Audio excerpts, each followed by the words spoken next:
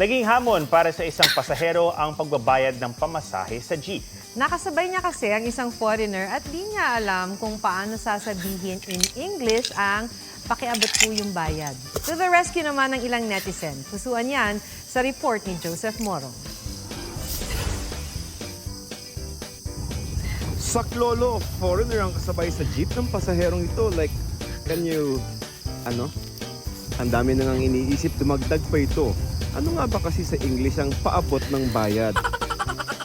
Agad nakisakay sa comment section ang mga netizen na Pinoy para tulungan ng TikToker na si Steffi. Lagyan mo lang ng American accent. Bayad po for one.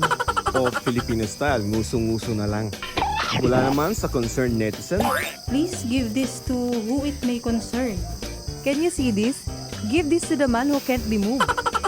ultimate test ng utak kaya naman. Please get one and pass.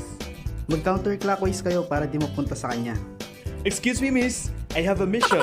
This money departure is me, and arrival is the driver. Please finish the mission. Thank you. Mission impossible talaga kaya advice ng iba, Baba ka na lang, te. Tas sakay ka ibang jeep. ipa-deliver na lang kaya. Can you pass the shipping fee to the driver? Pwede ring i-eat siya. You know place A to place B? This. P. Catch. Wala nang nagawa itong si Steffi, nakipag eye to eye na lamang with sign language. Ang dayuhang katabi natawa rin daw sa nangyari.